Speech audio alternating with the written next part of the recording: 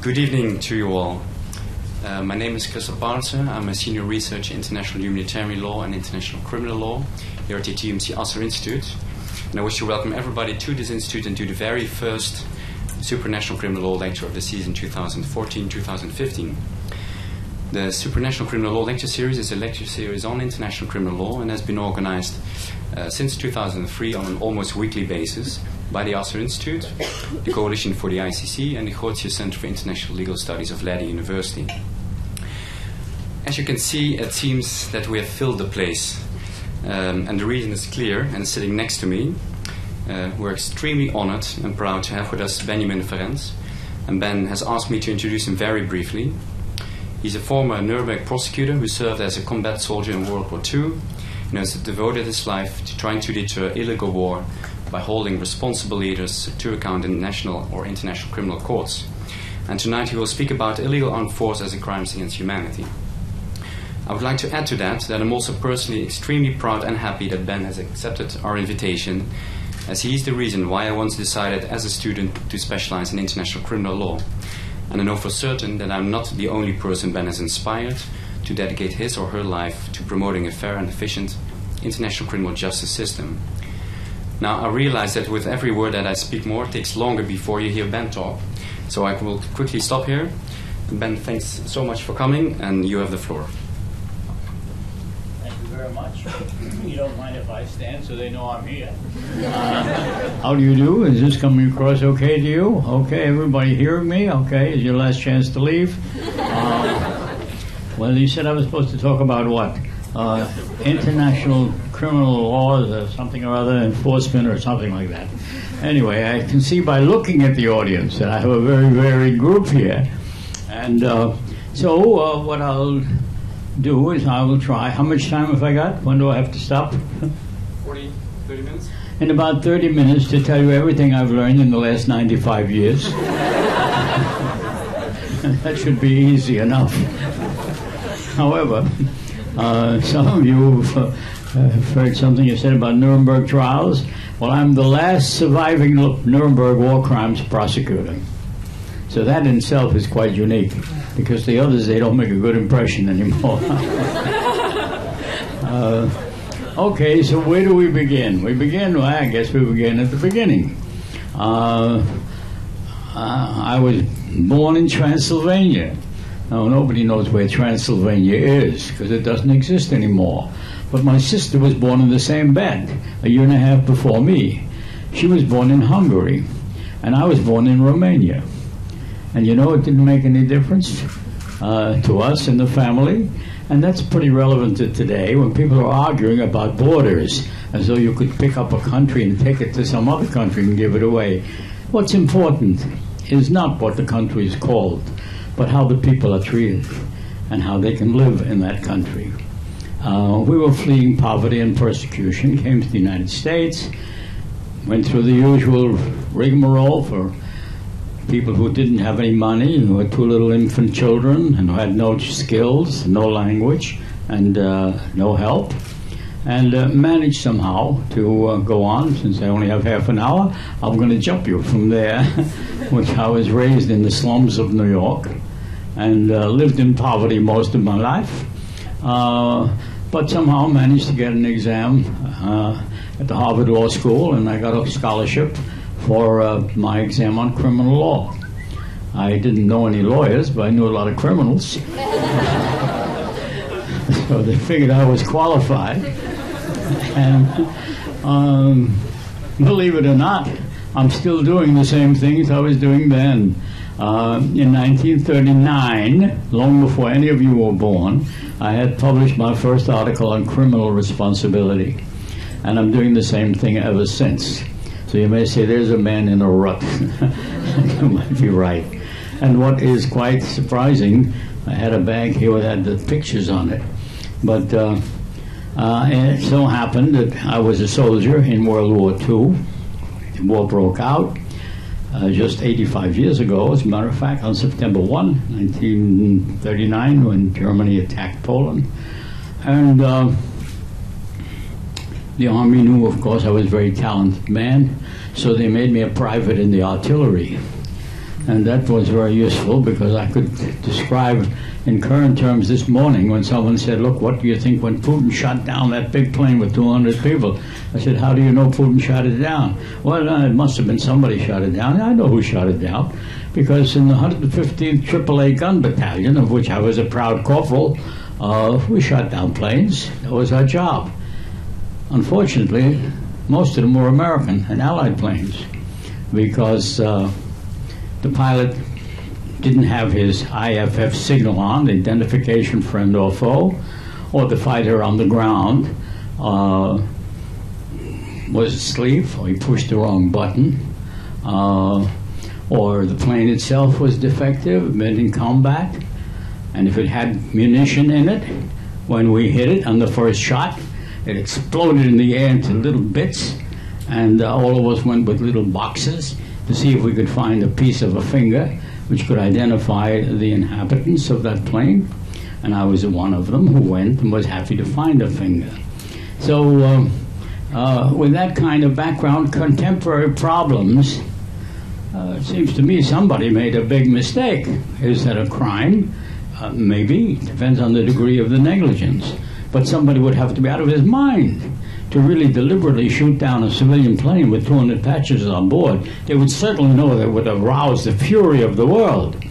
So, and yet the newspapers all had the story, you know, and they always blamed somebody else, depending upon your sympathies.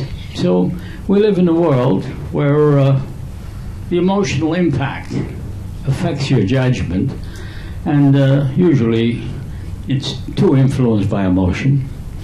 And being a lawyer, trained as a lawyer, I soon became a believer that if you're going to have a dispute between nations, you cannot rely on the perpetrator to denounce who is the guilty party, and you can't give the victim the right to make such a conclusion.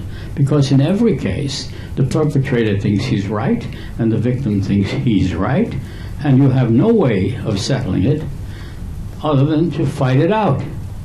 There are no institutions built which enable people to settle their disputes by peaceful means. It was intended after World War II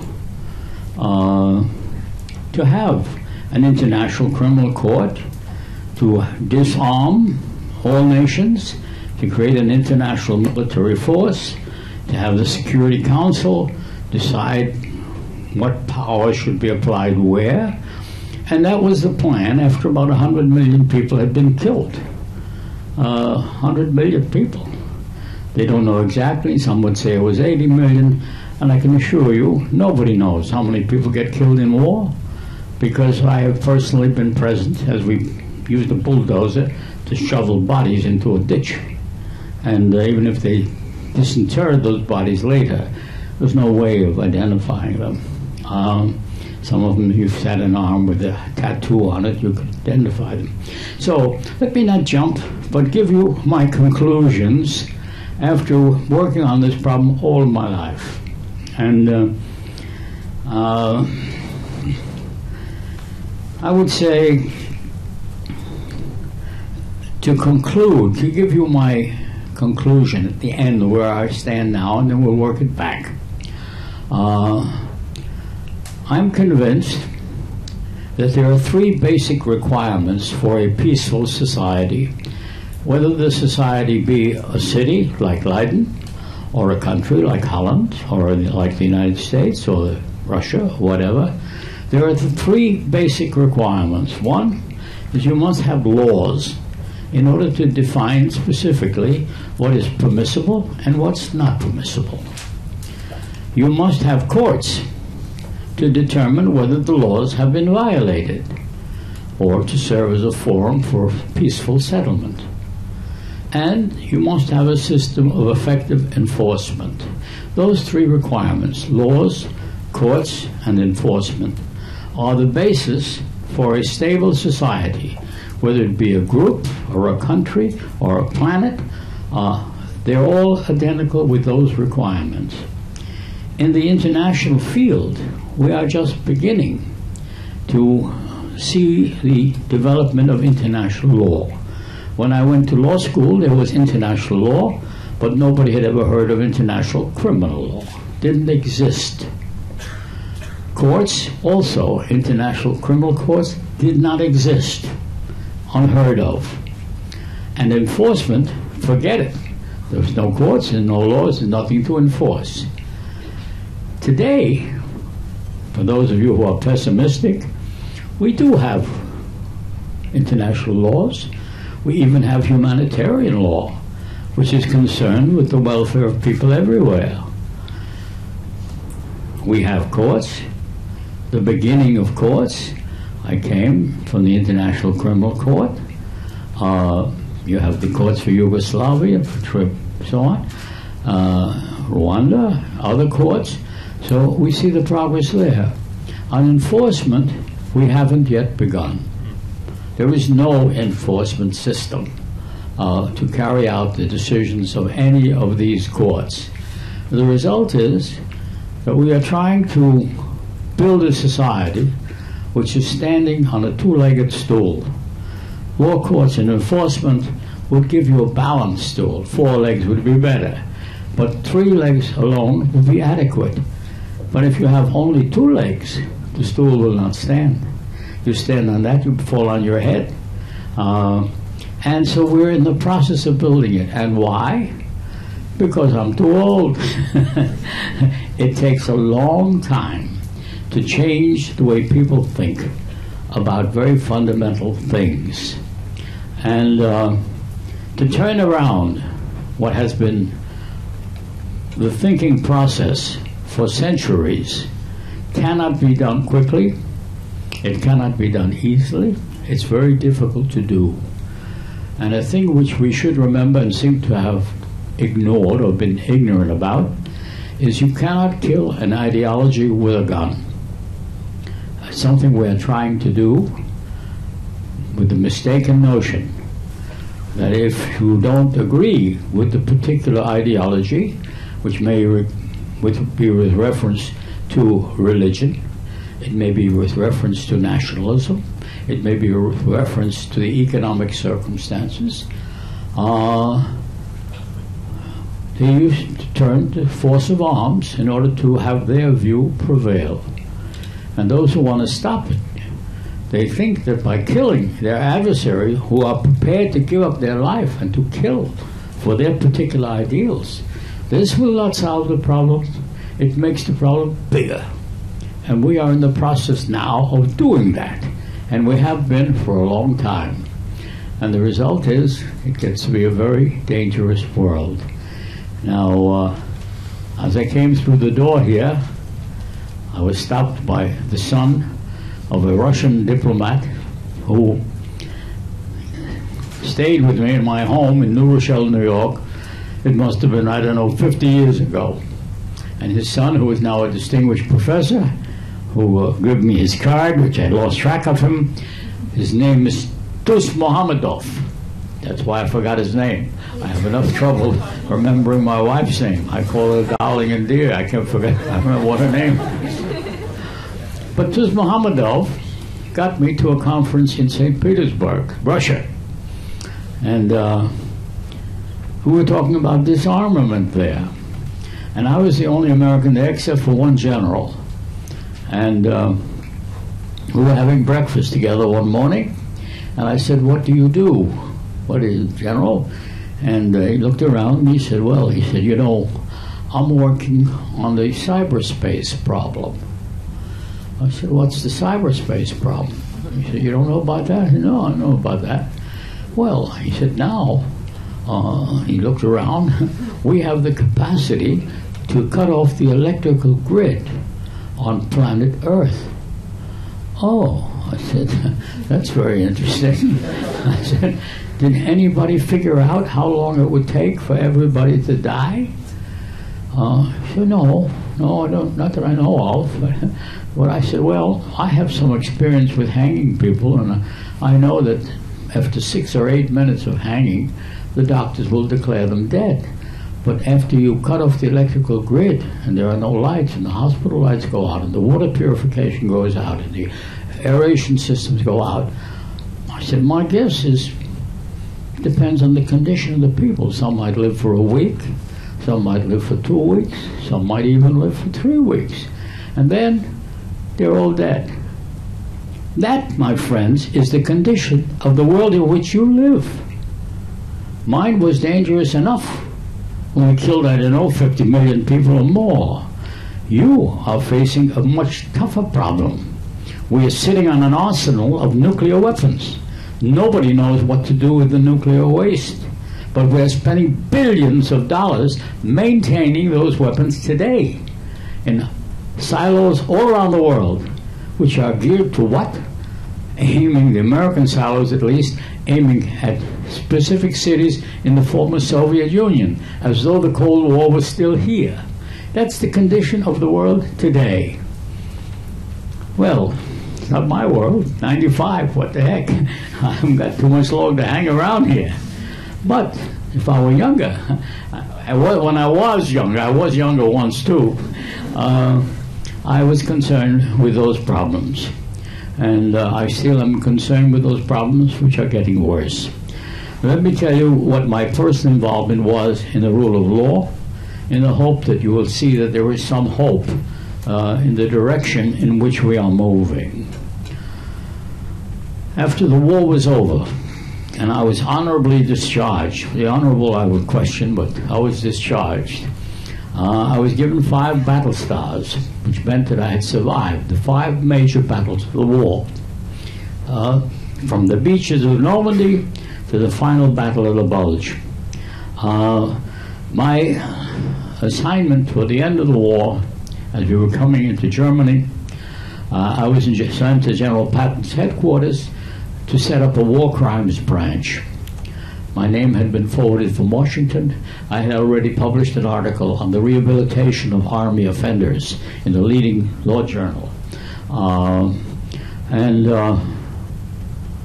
I believe I was the first soldier in the American Army to deal with war crimes in World War II.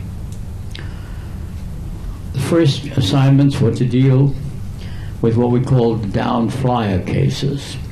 Plane would come in, like the one I described before. It would be shot down.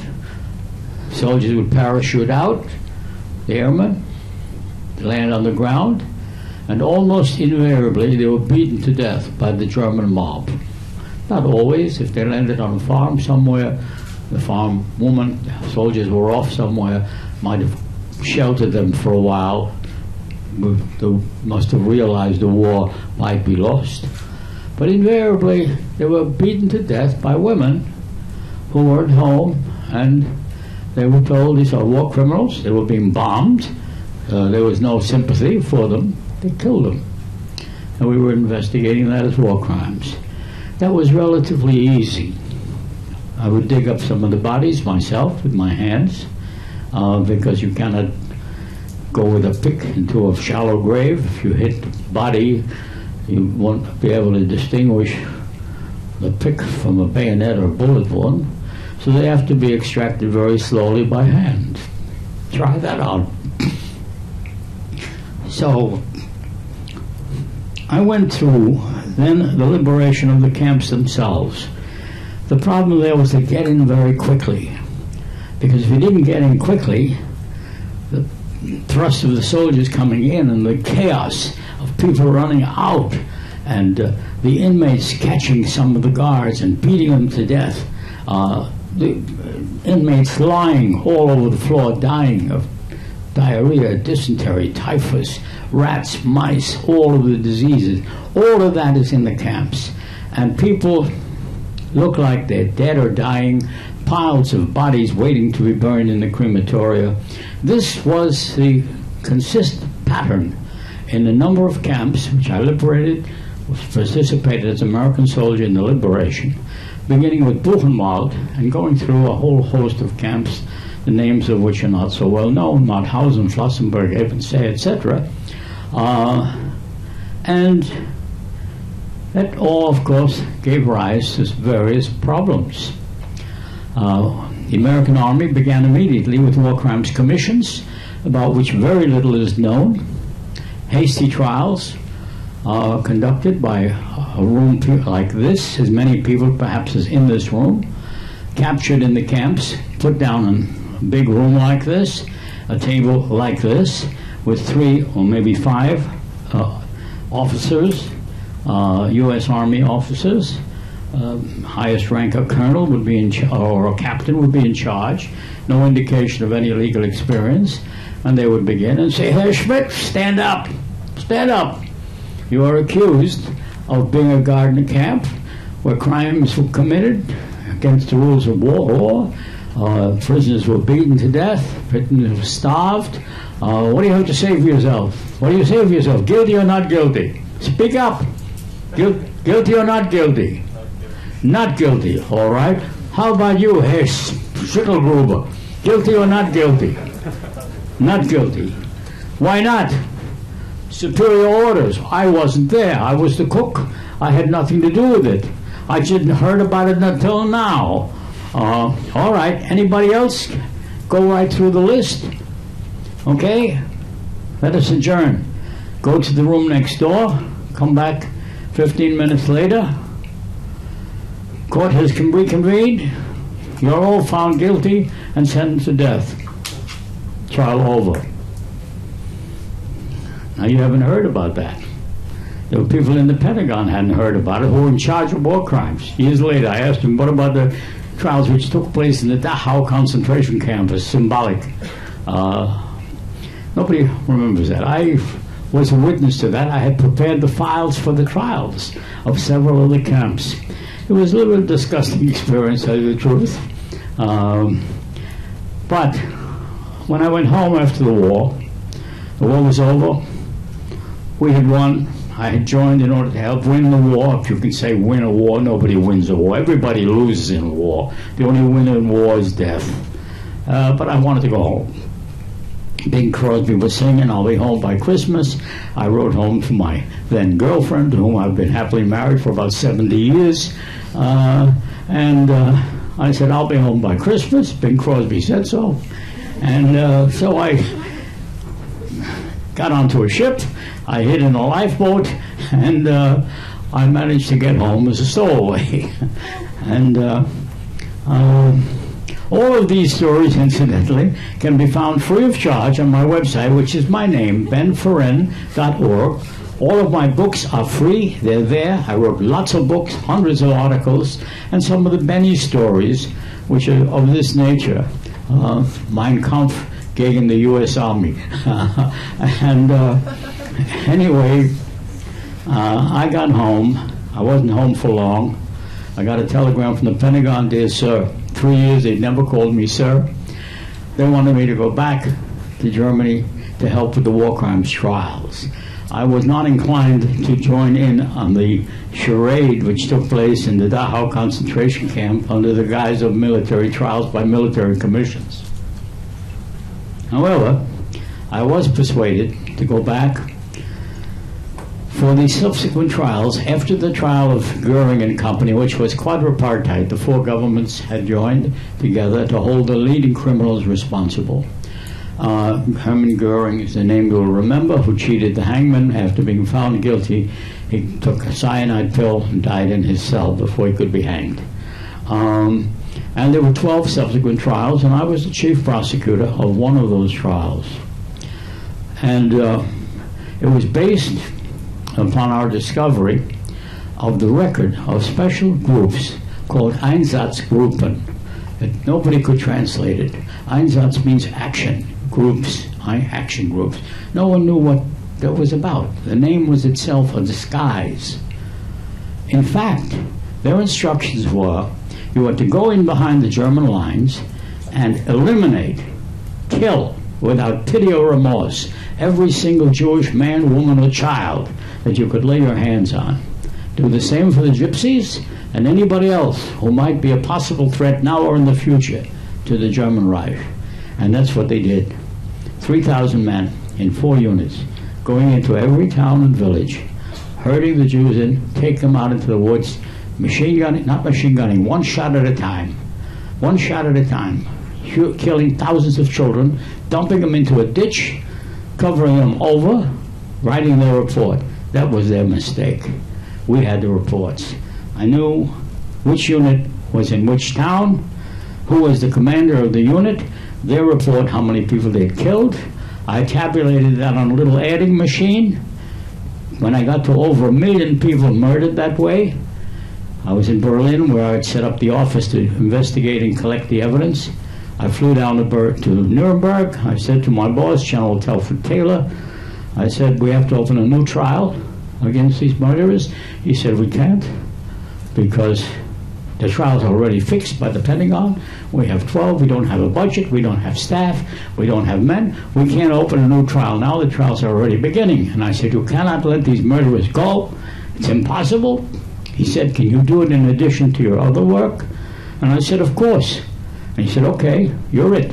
And so I became the chief prosecutor for the United States for what was certainly the biggest murder trial in human history. I was 27 years old. It was my first case. Now, for you, those of you who are looking for a career in international criminal law, I should mention, in fairness, that I only had one other criminal case in my life. And that was after I had worked about 50 years to create an international criminal court. The chief prosecutor in their first case in the International Criminal Court, which is not far from here, which was finally established in The Hague, the chief prosecutor, Marino Campo, sent me a note and said, Ben, we want you to come up and close the case for us. And I was invited to make the closing statement for the prosecution in the first murder trial of the International Criminal Court, the first such court since Nuremberg. So what I had started when I was 27, the second case when I was 92. So you may ask yourself, well, what did you do in between? I could say I was looking for a job. So you might have that. But in addition to looking for a job, it seemed to me, after I was doing a job for a while, that I wasn't very satisfied with the practice of law after that kind of experience. I decided, well, what I can do with my life is try to make it a better, safer world for everybody. And that was my plea when I was 27. When I opened the case, I made it very clear in the first sentence, vengeance is not our goal. We ask the court to affirm by international criminal law the right of all people to live in peace and dignity regardless of their race or creed. Because this million people were murdered because they didn't share the race and the ideology of their executioners. And when I was 27, I thought it was terrible. And when I was 92, I thought it was terrible. And when I'm 95, I think it's terrible. And I felt there was a strong obligation based upon not only my training as an international criminal lawyer and as a lawyer, but also as a human being, that I ought to try to stop that from happening. And as you know, it's happening today. And that may seem discouraging to you, and I am not discouraged, because it's a long-range problem. And we have to reverse the thinking of people which has existed for thousands of centuries. The glorification of war. It has always been a goal of governments. Triumph in war, the way to power and prestige and safety and security. Strike your enemy down. Well, it may have been okay in the day when King John could take his sword out of Excalibur, out of the rock, and go and fight the foe. It's not okay in 2014 or any time now. Now you face extinction in the next global war, if you have one. And it's not merely the cyberspace problem. We are so skilled scientifically, we can send machines to kill you. And nobody has to fly the machines. They will be launched from someplace else, and they come zoom right down on the guy you say was a bad guy, in your opinion. Now, it's very dangerous if the perpetrator can decide who's guilty and who's not, or if the victim can decide who's guilty and who's not. Because in the eyes of the victim, the other one's the criminal. In the eyes of the perpetrator, he is only acting in self-defense against terrible wrong from the other side. So the answer to that is, if you cannot settle by arbitration between yourselves, you have to have a third independent party, a competent system, judicial system, where you have competent judges, will hear the evidence and reveal it to the public, no secret decisions, and reach a decision which will earn the respect of the people who are to be bound by it. That's what law is all about. This is part of a university of law. That's what it's all about. And so that's what I've been trying to do. And the question can be asked, don't you get discouraged? Sometimes. But nevertheless, the progress has been phenomenal. And the one thing that I have learned, which is very important for you, for everybody, what's impossible is possible. Don't say it's impossible, because they say it'll never happen. It's impossible. Don't tell me it's impossible. I will give you examples. I look around this room. President of the United States is a man of color, as they call him nowadays. President of the United States. Slavery has been eliminated in a big civil war in the United States. Great democracy, where they killed hundreds of thousands of people because white people felt they were entitled to have the black people as their slaves. They don't do that anymore. Can't do it. The American Constitution, a great legal document, it said individuals are the sovereign. Democracy. The sovereign cannot tell us what to do. The individual will decide. But it also said women didn't have the right to vote. The women couldn't own property. They were women, very inferior. So this has changed. And these were very fundamental. Very fundamental. People died for these ideals. But they could change it. And beyond that, you go to another field. There were two silly brothers in Ohio, I think it was. They were like here in Holland. They liked bicycles. And they had some bicycles. And they said, look, if we put a board across them, maybe they'll fly. And people said, they must be crazy. They think they're going to fly with a bicycle? If God wanted man to fly, he would have given them wings. Well, as you well know, at this moment there are thousands of airplanes circling the globe, flying with people in them. Real people. And going very fast and landing on schedule sometimes. So it's, those are some of the little things. And the most miraculous of all, I think, is it used to be, if you had a grandmother in China, you'd never hope to see her again. Now, you reach into your pocket, you take out a little thing, you push buttons, which I can't quite understand, of course, and what do you know?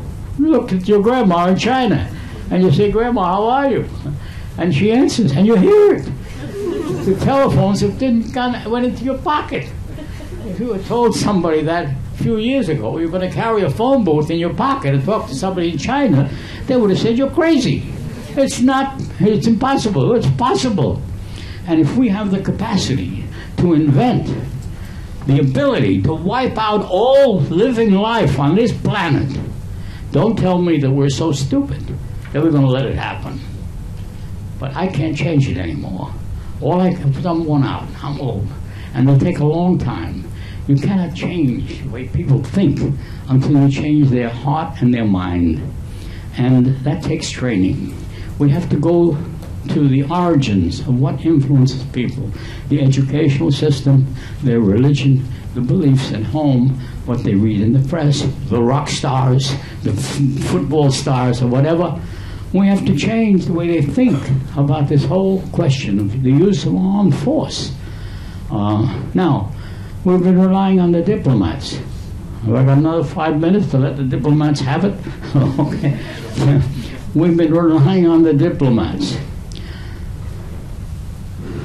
The United Nations Constitution, the Charter of the United Nations, had a provision right at the beginning that we should set up an international criminal court, and appointed a committee to do that. The committee said, well, we first have to have a code of crimes, of course, Oh yes, okay, sure, another committee, and then we have to define the crimes. Well, aggression is a supreme international crime that was held by the International Military Tribunal correctly, because in aggression, in wartime, all the other crimes are committed. There's never been a war without raping of women. Never will be. That goes with it. It's a reward of war. Always. The Russians got into Berlin. I pity the women. So the United Nations looked forward to it. The committees met, they talked, and they talked, and by 1974 they reached a consensus definition of aggression, which of course Justice Jackson, who was a very learned justice, also the very learned best judges, lawyers in the Soviet Union and France and in England, had condemned people for the crime of aggression at Nuremberg. And of course they had defined the crime. They didn't just say, come on in, boys, we're going to sentence you. They had a definition, and then they reached a consensus definition after about 30 years of arguments. And after that, you know what they said? We can't try aggression. It's not been defined. So they started again. And they met, and they met. And they walked, and they talked, and they met, and they walked, and they talked. And so they finally went down to Kampala, right there in Africa. And I was there, of course. I attended all these meetings. I wrote lots of books as we were going along, and I harangued them. And they got to Kampala and said, well, of course, aggression, we got to agree. We got to have a consensus. What do you mean consensus? Everybody has to agree. Well, if you have a consensus, everybody has to agree. That means the one guy who says, I don't agree, he can kill the whole thing. So it's got to be on the lowest common denominator. So they reached a consensus definition, but the conclusion was, we'll postpone it. We'll come back to it not sooner than 2017. They didn't say in 2017. They didn't say in 2018. They didn't say in 2019. They said not sooner than 2017. It sounded so nice. It was only about 7 years longer. But if any lawyer in his right mind would say, hey, that's no commitment to do anything. It's just a block thrown in until then. That is the status today. Who is responsible for that? God bless America. In the immortal words of every president who has ended every speech that I have ever heard, God bless the United States of America. Never mind the rest of the world. God bless the United States of America. They don't want to do it. Okay, why not? They say, our sovereign right? What do you mean your sovereign right? Sovereignty began a couple hundred years ago. The notion every little town was fighting with every other town. Every Italian province was fighting the other province. The German cities were fighting. And so they all got together. And finally they said, all right, look, within your territory, you be the sovereign. You can do whatever you want. Nobody can interfere in your internal affairs. And that's how we're going to organize the world. Well, that seemed to be pretty good at the time, a couple hundred years ago. But today it doesn't work that way. Today the boundaries don't mean a thing. Planes have to fly in the sky. They have to have agreement of every country they pass over. If you want to mail a postage stamp, a postal card, you've got to get approval of the Coastal Union. And the notion of absolute sovereignty is absolutely obsolete in today's world, and is still used as a fraudulent excuse for nations who are powerful, who don't want to give up their power.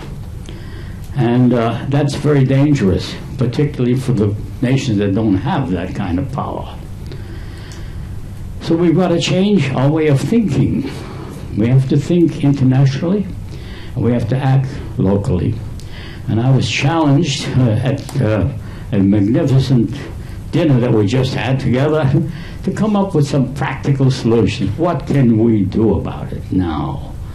And of course, I've thought of that problem, because there's nobody else in the world who has worked harder than I have to get aggression defined as a punishable crime. At the United Nations, many of my friends said, here comes Mr. Aggression. I wrote so many books and articles and pleas and speeches and so on. And all we got so far was another postponement. So I said, okay, let's approach this from another way. If I can't go through the courthouse door and the court has no jurisdiction tacked on it, I'll go through the window. If I can't go through the window, I'll go through the roof. And I'm going through the window now by saying, to answer your question, we can no longer try, I can no longer try, to get a global reach on this. The way will have to be on the national level. To change the national laws to provide that the illegal use of armed force, that means it's not in self-defense, and it's in violation of the United Nations Charter, which means it hasn't been approved by the Security Council, is a crime. It's a crime against humanity. Because in every war, they will inevitably kill large numbers of civilians. As the way things go now, with the drones, and with the bombs, and with planning, and with all the rest of it, it's unavoidable. If a leader knows that his action will result in the inevitable death of large numbers of civilians, I think that's a crime against humanity. And anybody who doesn't think so doesn't know what he's talking about. Because murder is a crime against humanity, it's listed as a crime, and rape is a crime against humanity, and torture is a crime against humanity, and piracy is a crime against humanity. Certainly killing large numbers of civilians in an illegal war should be punishable in some court somewhere, or you will have the existing immunity of heads of state who are responsible. Nobody can try them. There is no international court in the world today that can try anybody for the crime of aggression. None, despite my best efforts. However, if you call it a crime against humanity, we're going to swing the vote away from the diplomats, particularly diplomats in the powerful countries, and give it to the people where it belongs. It's a crime against them, against humanity. So in your national legislation, you can talk to your politicians and say, look, adopt the Rome Statute of International Crimes. Many have already done it. Those who have signed up for the court have put into their criminal code punishment for war crimes, genocide, crimes against humanity are listed as punishable offenses, and under crimes against humanity they list the specific ones that I've mentioned. Rape or genocide is a crime against humanity, and other inhumane acts similar to the others. I cannot imagine anything more inhumane than people having dinner somewhere and a drone comes over and it's aimed at a very bad guy next door and it blows up their house and kills everybody. And it's happening all the time. Now, right now. How do you stop it? The rule of law is our only answer. It's not my answer. When President Eisenhower, who was my supreme commander in World War II, pretty nasty affair, and a pretty knowledgeable guy, said the world can no longer rely on force for the settlement of disputes. If civilization is to survive, it must rely on the rule of law. And I believe that. And law requires acceptance by the public and understanding, the system of effective enforcement, which we don't have yet, but we have to move in that direction and move slowly, but we must know the target. And on the national level, we can do a lot by denouncing it as a crime, getting public support, public awareness that such behavior is no longer tolerable. You cannot settle your disputes by going out and killing a lot of innocent people. That's not acceptable in a rational, humane world. But that's this world in which you live. It's worse than that. If the two heads of state are unable to agree, what happens? They take young people, boys and girls, and they send them out someplace to kill other young people, boys and girls, whom they don't even know, who never did them any harm, who may never have harmed anybody, and they try to kill them, and they do kill them. They often don't know where they are or why they're there. That is the system today. It's a system I hand you from my world to yours. What are you going to do about it? You're going to wait till you're the one who's called? They may never call you. They may just wipe you out. Or you're going to try to do something about it. What can you do? You're one individual. I'm one individual too. A little one. Maybe. The big ones maybe can do it better. But everybody has a role to play. First, you have to ask yourself if what I say is true. If you are convinced, then what I say. If you're not convinced, read my website. It's free. It's my name, benferenz.org. I have all my books are free, everything is free, motion pictures there are free, articles, any way of talking, it's all free. If you have a better idea how to save the world, I accept it. In advance, that's all I'm trying to do. I don't care for glory, I don't care for money, I don't care for anything except a more humane world. But I can't do anymore because I'm too old and it takes too long. I couldn't do it. We've moved tremendously. We've gone, it's been fantastic to see the courts coming up and to listen to see these human rights organizations popping up everywhere and the non-profits and so on. The awakening of the human conscience is what I called it. That has happened in my lifetime. And that's great. It's great. It enables me to keep going. But now I'm trying to pass the buck to you. And if you agree with what I've said, read the books, study it, talk to your friends, find a job with an NGO somewhere. Eventually there will be jobs. Even the courts are opening up now. There are, I would guess, a couple thousand employees in all of the courts here, I would guess. Meeting with the judges. Today morning I was with Fatou Bensouda, who's the chief prosecutor, took over the International Criminal Court, and we have I'll be meeting with Judge Maron, the guy from the International Criminal Tribunal for Yugoslavia. These courts are now here. And of course I know all the people by this time, they know me, and they let me in. Even the Pentagon lets me in. And you'll be surprised, I get standing ovation in the Pentagon. I've lectured to veterans on Veterans Day in the Library of Congress. I've lectured in West Point. I've lectured in the Air Force Academy. I'm fearless because nobody can fire me. Nobody hired me. It gives me a big advantage. And, you know, I even get standing ovations from the soldiers because I tell them, look, I'm here for one reason. I don't like to see you come home in body bags. And I don't like to see you come home in parts. And this is the best I can do to try to create a more humane and peaceful world. If you've got a better idea, I accept it. Please, for your own sake, for your sake of future generations, pitch in. Don't turn your back. You can enjoy the Olympics, the games, and all that, but you spend some of your time talking to your neighbors, reading, writing, talking to your politicians. Tell them, look, boys, we're tired of all this killing going on. You've got to stop the drones until you can make sure they're hitting only people who've been found guilty of a crime, which has been recognized as a crime in international or national law. You don't just go around shooting people because you think he's a criminal. You may be right, but we don't have the right to decide that until he's had a chance to state his case in open court and be judged on the merits of the case. You may feel very strongly that he's right. I saw the concentration camp victims lying on the ground. I had an encounter with a Russian. I met the Russians coming in from Weimar. They were coming from the east. I was coming from the west. And we have a celebration together. Freiss is still here, Russian representative. And they were celebrating. They grabbed me, and then one Russian soldier grabbed me and was here bouncing me up, and I realized it was a woman.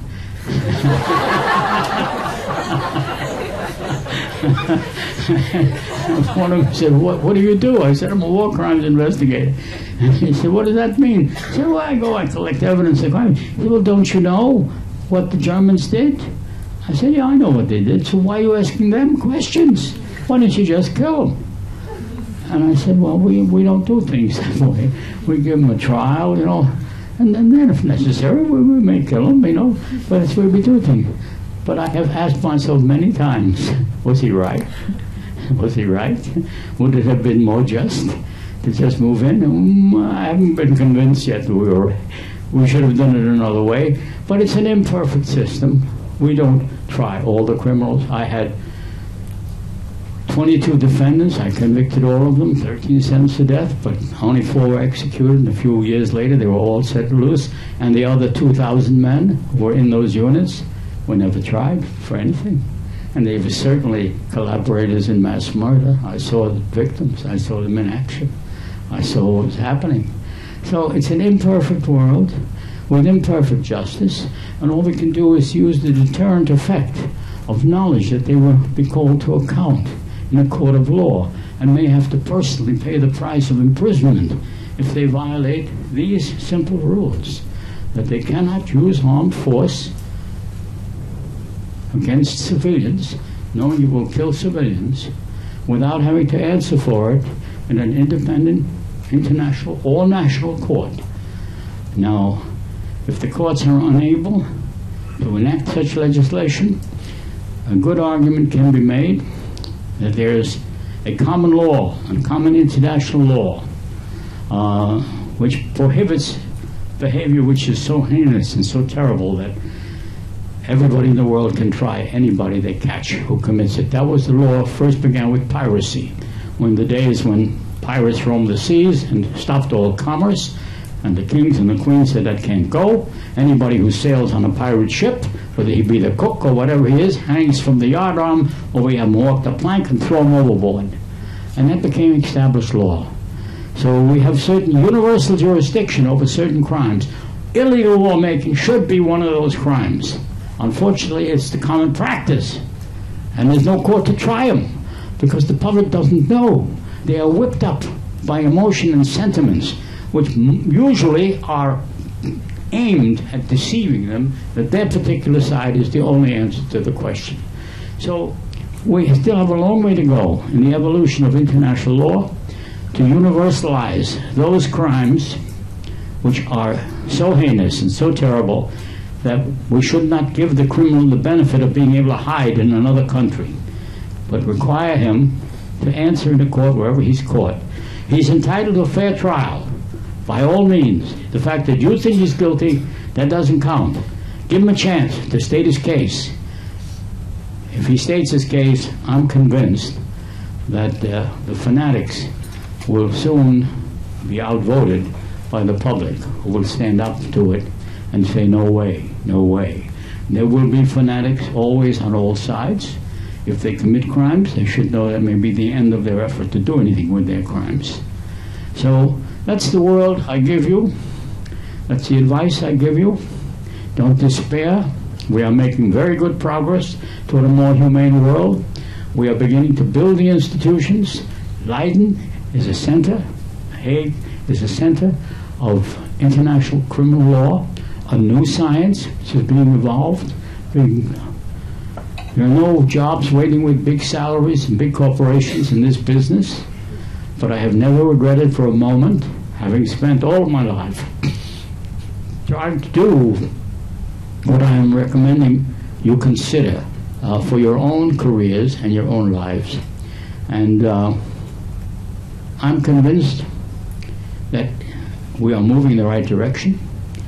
I am convinced it will take a long time, no matter what, till we change the way people think. I'm trying to raise new generations of kindergarten kids who think that compromise and compassion is better than killing your adversary.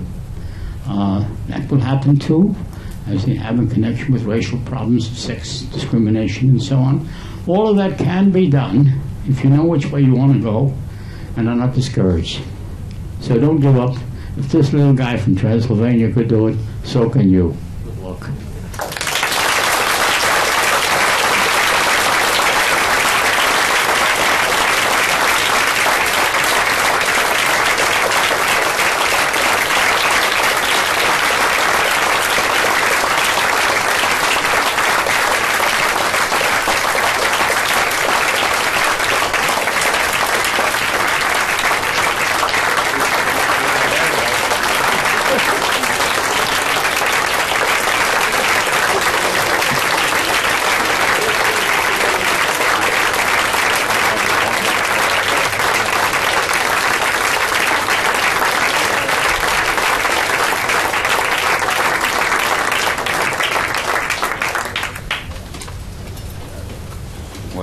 What to say after the best speaker in the world has given this amazing lecture, Mr. Aggression.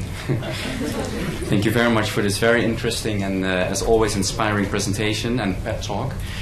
There's now some time for Q&A, and there is a mic somewhere in the room. Yeah, Frederic, my colleague, has one. So to whom can I give the floor?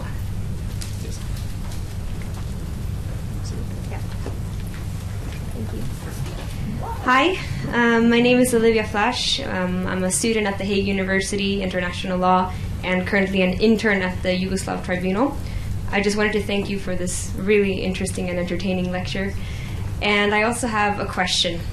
You mentioned all the horrific things that happen in war, generally civilians that are being bombed in their house and so forth, and how terrible it is. But I'm wondering what you then mean by illegal armed force, because even if it's legal, these things will happen. So are you justifying the killing of civilians in that way if it's legal? Excuse me. The question is, what do I mean by illegal armed force? Under the United Nations Charter and under custom, self-defense is permissible. And therefore, any nation which is attacked may, in self-defense, which means from an armed attack in progress or about to be launched immediately, not long-distance anticipatory breach, is justified in taking such proportionate measures are necessary to repel the illegal act of aggression against them. Also, if the Security Council of the United Nations should decide that force should be used to carry out a mandate which they approve, that would be legal. Without one or the other of those two, it's illegal. And that's no more difficult to understand conceptually than the simple terms that I've just given you. Whether the acts themselves were justified in self-defense, whether it's proportionate, these will vary with the facts. That's why you have judges. If the judges are fair, and I would hope that most of them will be, some of them will be, reach wrong decisions, or you may not agree with the decisions, but it's better than war in any case. Even a bad decision is better than war. I can tell you that as a combat soldier. But if you rely on them to decide those facts, you will have a conclusion which is a peaceful one. Now, I may add to that something which I didn't mention, and that's intervention, humanitarian intervention, which is frequently used as an excuse. We had to go because they were killing the people, and we had to step in. It was a very close question for me. I faced that question in debate. I was never on the field of battle for that. But I did discuss it with top American officials. When Sarajevo was being bombed, for example. And it's a close question. People are being bombed. It's not your people. You haven't been attacked. But they're being killed by either an administration or a group. I make no distinction. My law applies to groups, individuals, and countries. The fact that you belong to a group, the crime is committed by an individual. We must remember that. Crime is committed not by countries and not by companies, but by people. And those are the people who should be held accountable and responsible. Not as it happens today. You kill other people, it had nothing to do with it. Or you penalize the shareholders who had nothing to do with it. And the people who are responsible, they walk free. It's a present system. So on the question of humanitarian intervention, which you haven't raised directly, but I think should have mentioned it, it's a very serious question. You see, people are being killed. You're not being attacked. You may have the means to stop them being killed. What do you do?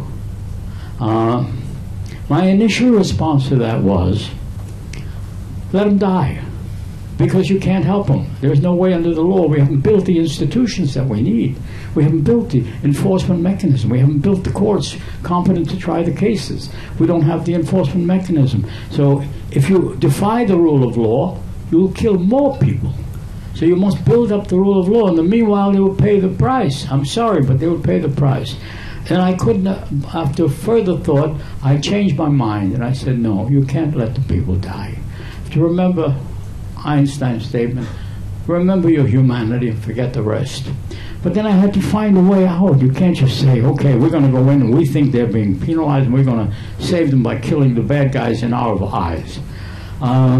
You can do that, but you have to answer in a court of law.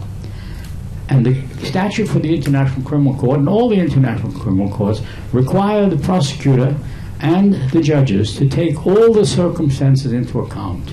And if, in fact, it's a genuine humanitarian intervention, not merely a phony one, it usually is, you're going to protect your own vital interests and not really, you say you're there to protect them, you're there to protect your own interests.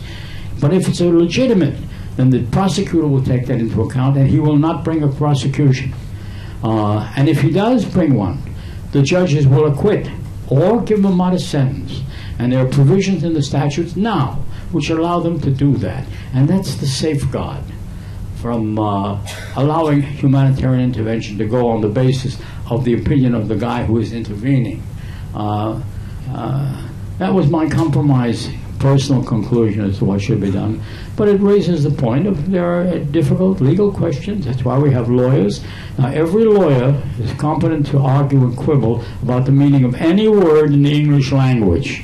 If they want to go into competition with me for the word "the," I can give you a week of the reason why it doesn't mean anything, and so on. And you have to be careful of that. Let's get to the substance of it. Let's find out what's humane, what's not humane, what's subject to being proved in a court of law. Follow the rule of law, and we'll certainly, in my judgment at least, we'll have a better world than we've got now. Yes, next. Hello, my name is Jonathan, and I'm a citizen of the United States, and my primary question is actually quite heavily linked to that. You had mentioned previously that we should all, as a point of fact, go out to our legislators, say, abide by the Rome Statute. Excuse me, I'm a little choked up. I get very nervous being around one such as yourself. So let's call a spade a spade. The primary person that, or rather the primary entity that needs to ratify the Rome Statute in this day and age is the United States. That would make a huge contribution to the international community, and we are the ones that primarily need to be held responsible because currently we are the ones that are going out and intervening in all these conflicts. And what I must ask is, for states that still really heavily on this idea of sovereignty, the U.S. is possibly one of the most intense.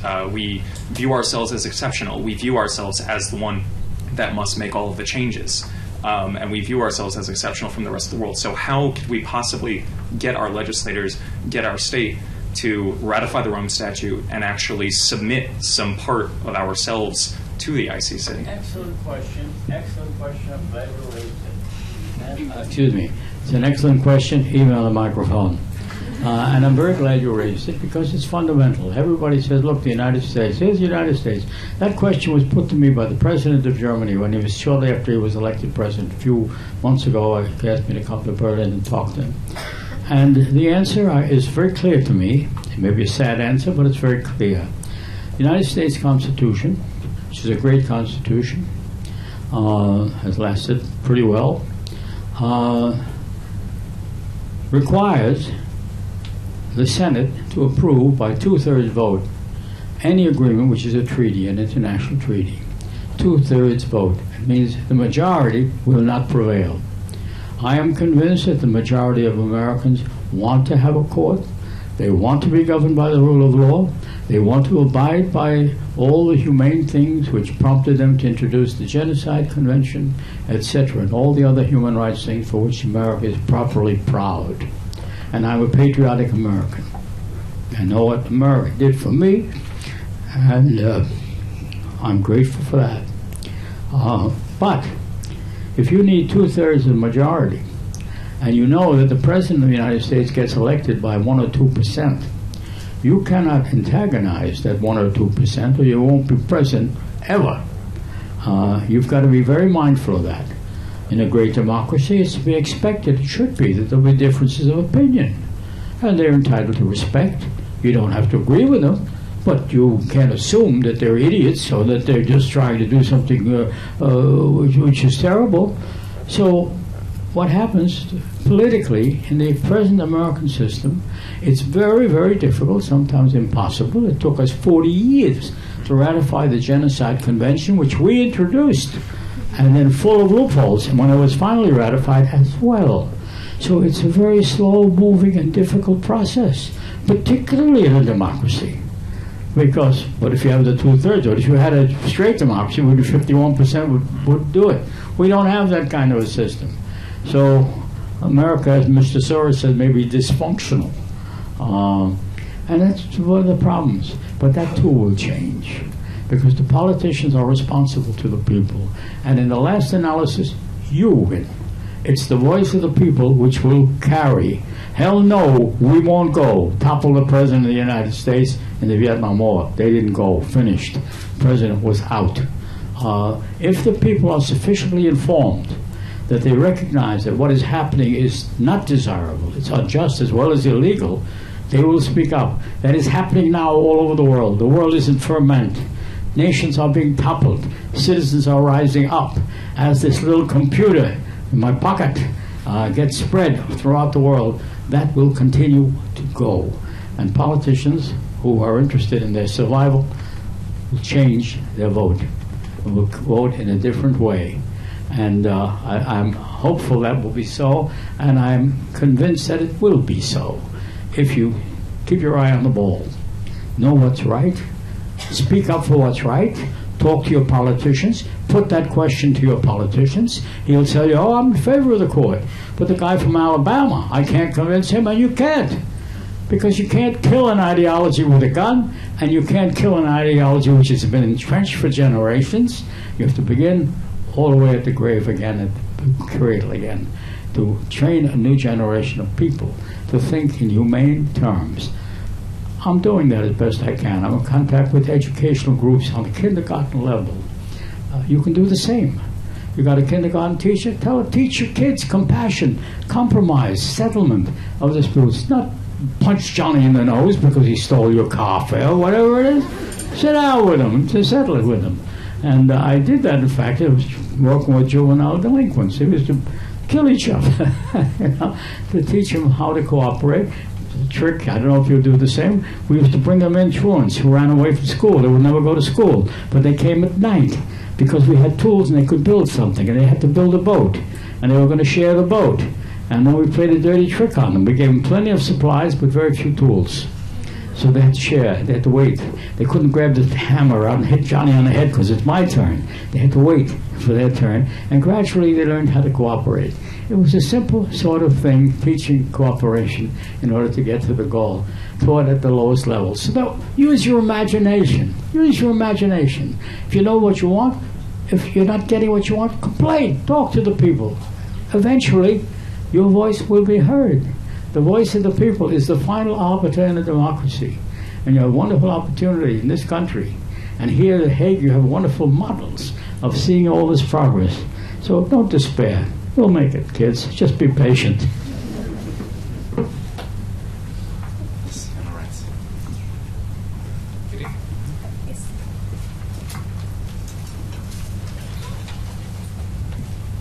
Hello, my name is Hae-young Lee, and I'm currently working at the International Criminal Court as a visiting professional, and I'm from South Korea. And it is personally very honored to listen to your lecture. And I have some technical question about prosecuting illegal armed force as a crime against humanity. You briefly mentioned in your field lecture, so because the rule against aggression is grounded on total ban on illegal armed force, regardless of whether it is directed against the civilian population or military target. But crime against humanity is only against the civilian population. So what do you say about the gap between traditional crime of aggression and crime against humanity? And so also crime of aggression is understood as a leadership crime, but crime of aggression was understood as a leadership crime, but crime against humanity not. So I just want to listen about your opinion about the gap between those two crimes. I'm not sure that I quite understand the gap that you're talking about. At the moment, no one can be tried for the crime of aggression because they have decided to defer any action on that until they reach agreement on the definition of aggression, which they've been working on for only about 40 years. So that is out of the game. But if the states ratify it, then those states that have ratified will be bound by it. Unfortunately, there are provisions in there which say that if you are accused of aggression, you can jump out. You can opt out of the statute and you're not bound by it. Or when it goes through, you identify before you're accused, you opt out of it. So you can opt in and opt out and jump in and jump out. I don't think that's a very good law, but nevertheless, it would be there. Crimes against humanity doesn't have that problem. It bypasses the Security Council completely. There's no provision that says the Security Council has to be consulted, as they would have to be in case of aggression, because the Charter gives them the responsibility to determine whether an act of aggression has occurred by a state. It doesn't exist. Crimes against humanity is wide open. Crimes against humanity has no statute of limitations. Crimes against humanity can be understood by human beings. You don't have to tell them aggression. Aggression, they say, who's your psychiatrist? Take care of your aggressions. Crimes against humanity is in simple English. You can understand it. If human beings are being killed for no good reason, it's a crime against humanity. So I don't see any conflict between the two, except one of them is not applicable at all, and the other one you're ready to move on it without any additional, except national legislation, to bring it within the scope of the national law, because bring it directly to the International Criminal Court is going to be even more complicated. And they do have a policy. I've met with Fatou Bensouda this morning. They do have a policy, an obligation under the Rome Statute to encourage positive, what do they call it now, referral of the cases to domestic jurisdiction. That's an obligation under the Charter. So hopefully that should be easier to do. I've suggested they begin with our friends, countries which are in favor, and have them proceed and set the pattern, rather than trying to go to some distant country where they don't have any legal machinery of any kind, where they don't have laws or prosecutors or courts. Begin with a country that is favorable, sympathetic, such as Holland, such as Canada, such as Liechtenstein. Begin with our friends and write it into their national legislation, and then use it as a model for expanding. Eventually, if all of the holes are closed, the criminals have no place to hide. We'll go get them then. The other Ferencz. Mr. Ferencz, thank you very much for your inspiring words. My name is János Ferencz. I was also born in Transylvania. Yes. Thank you once again for your very inspiring words. My question to you would be related somewhat to what Olivia already asked you on the definition of illegal armed forces. I was wondering, how do you see this actually manifesting before a court? Do you see that a judge of an international criminal court could make a determination on the illegality of the armed force? Do you think that this would raise questions on state responsibility, for instance? And how do you see that states would accept that the judge of an international criminal court would ever make such a determination? It's a good question, too. But the judge, I assume for the moment, I'll be meeting with Judge Miron on Friday. The judge will have to take into consideration all of the determinations which have been made by the local authorities and the basis for it. It's not that he sits in a room by himself and just pulls out and says, I think this is aggression, this is illegal.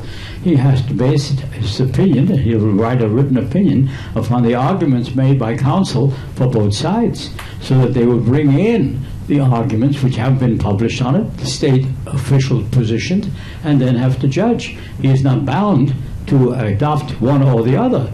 But his duty as a judge is to make a fair judgment consistent with the intent and purpose of the law.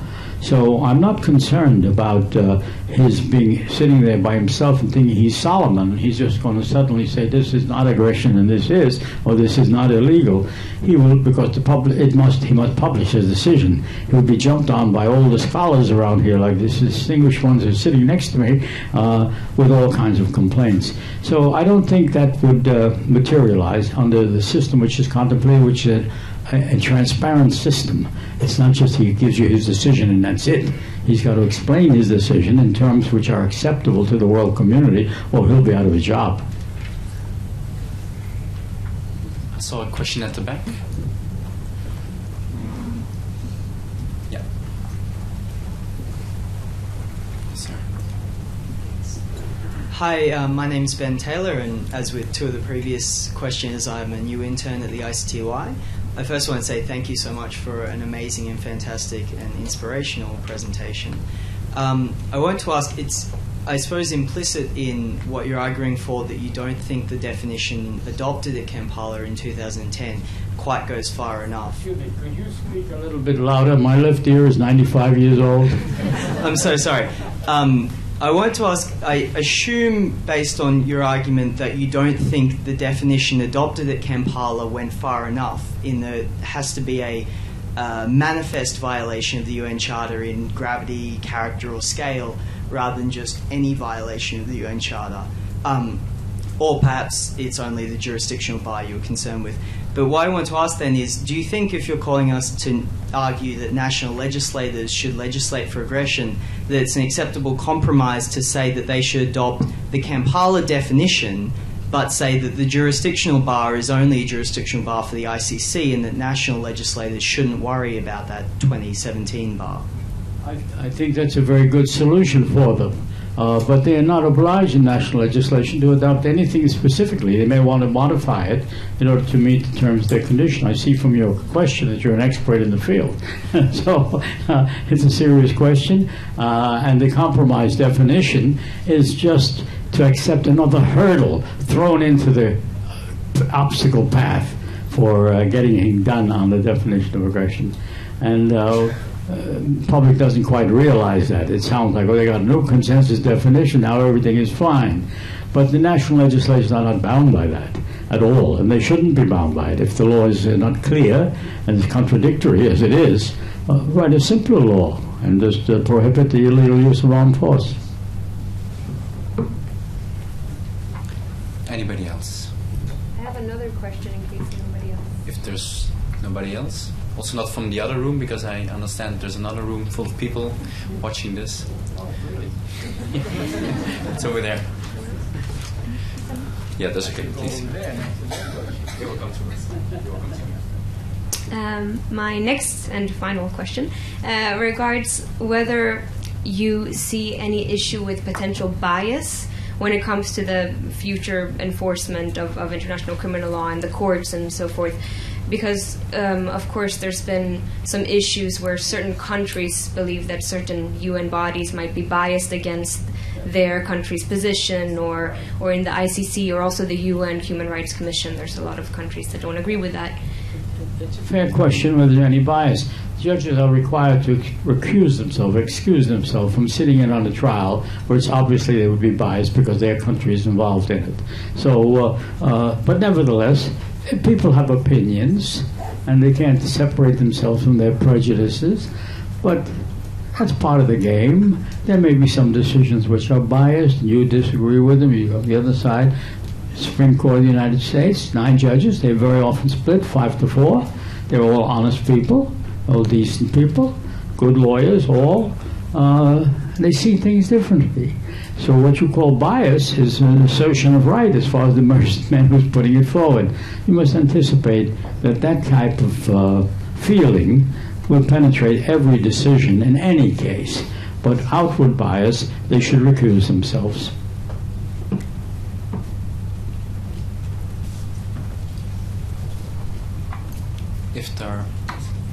Hello, my name is Monica, and I'm from I'm an exchange in communication here in The Hague.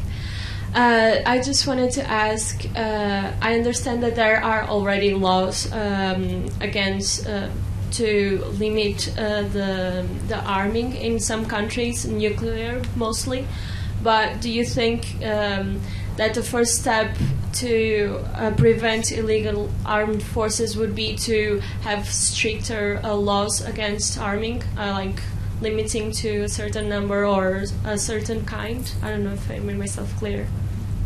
I don't know if you're asking me if there should be a law against armies.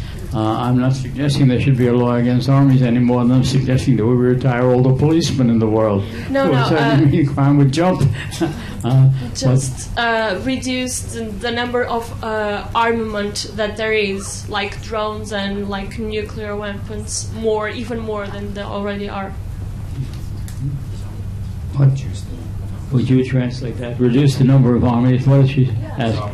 Disarmament. The word is disarmament. I'm sorry. Should we have disarmament? Of course we should have disarmament. It's the craziest thing to keep those nuclear weapons locked up the way they are, and spending every year billions of dollars in order to prevent some accident from happening, which would kill a lot of people.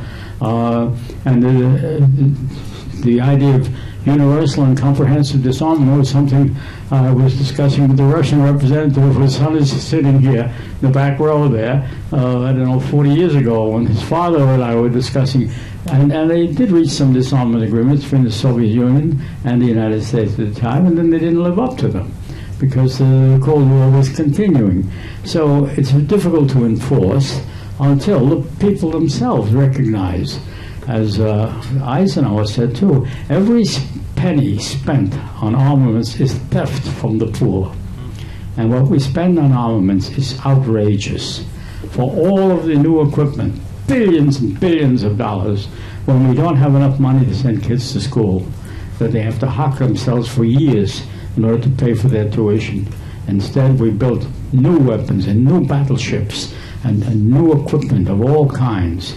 And the old ones we sell to the guys who later turn and shoot us with it, which is what's happening. So disarmament goes hand in hand with a peaceful world. Thank you.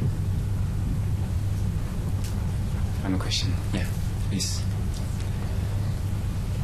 Hello, my name is Jimena. I am a public international master student in Leiden. And I just have a question, because you spoke about holding responsible leaders to account in national and international criminal courts.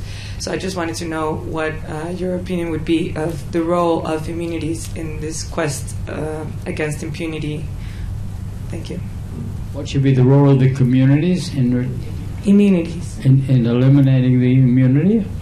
Immunity. Well, we should certainly impunity. eliminate the immunity. The way we can do it is by passing a law under national legislation. Bypass the court and say, okay, the world community is not prepared to do this as a universal obligation under some kind of a universal treaty which would bind the big states, which have made it clear they don't intend to accept that.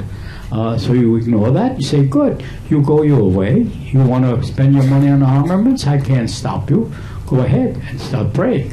But the smaller countries, they can do it, and they're already doing that in their national legislation now. We are making lists of the countries which have written into their national criminal code that any of the crimes listed in the Rome Statute are punishable under the national laws of a particular state.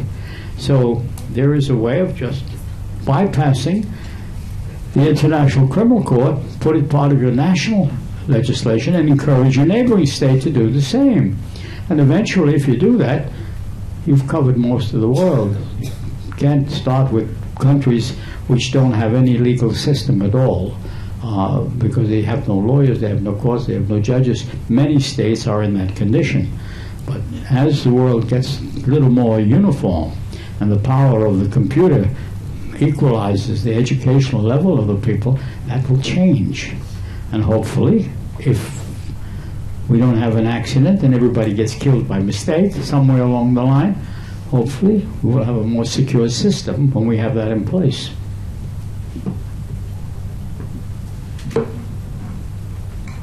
Thank you very, very much for your excellent questions and also very detailed answers. I think this has been a wonderful evening that the attendees will not soon forget. I would like to thank everybody for coming to the T.M.C. Institute tonight, in particular, of course, Benjamin Ferencz, and wish him all the best in continuing to inspire audiences around the world.